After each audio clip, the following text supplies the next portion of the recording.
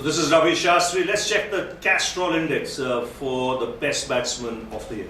We're talking about the one-day game, and Virat Kohli has to be right up there. He's got more runs than anybody else.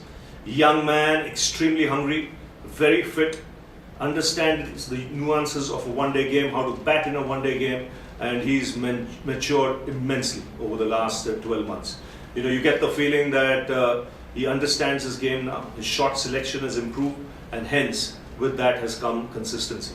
The fact of the matter is that once he gets in, he wants to play the long innings, and that's helped India big time. He's a brilliant runner between the wickets. He's an exciting player, can play the big shots, runs hard between the wickets, and a good modern day player.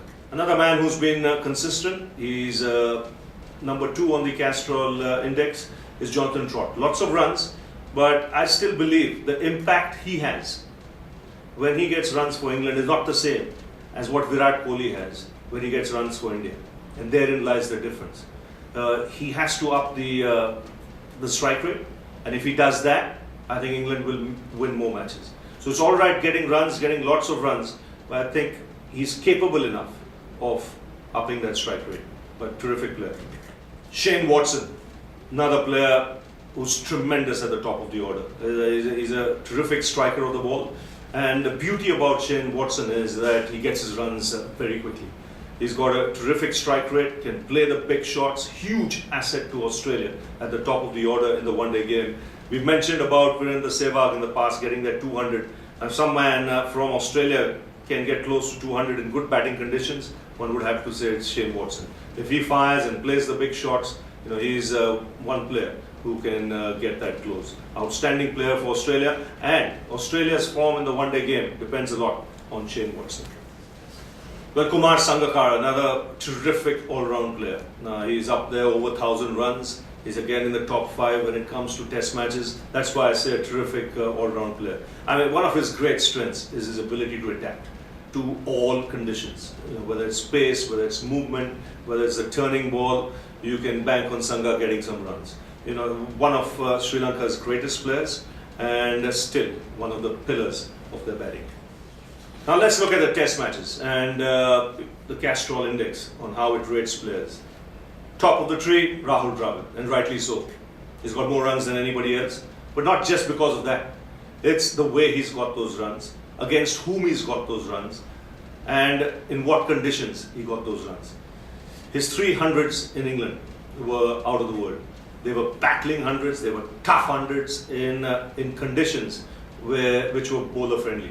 So you needed a player of his class, his temperament, someone who had a watertight technique like him and a temperament to go out there and play the long innings, back for 6 hours, 8 hours.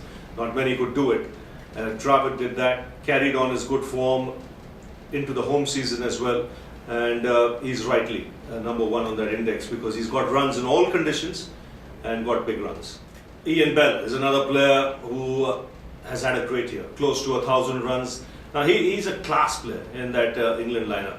He reminds me of a subcontinental player, an Asian player, the way he plays. Because when you look at that England batting lineup, normally you don't find players who are that wristy, who can work the ball into the gaps even on slow pitches, who can rotate the strike with ease, has all the shots in the book.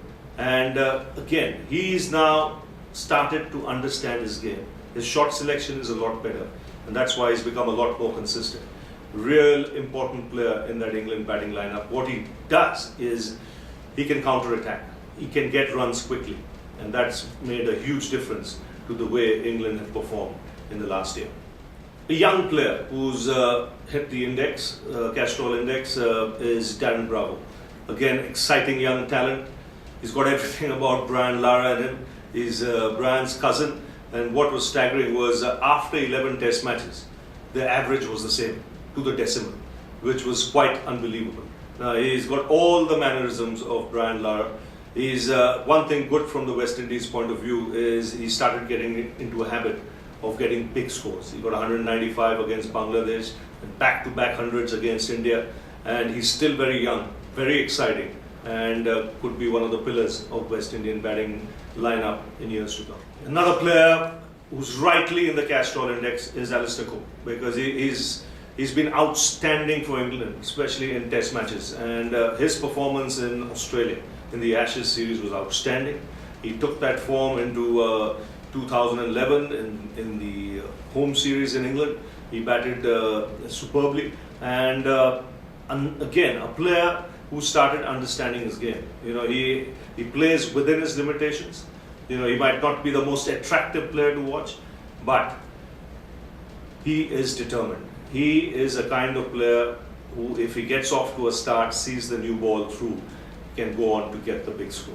If anything, one would like to see him just improve a little more against spin. He has the potential. If that happens, he could be even, he can become an even heavier scorer for England in years to come. Well, any feedbacks, any comments on what I've said, you can get back to me on Ravi Shastri at castrolcricket.com.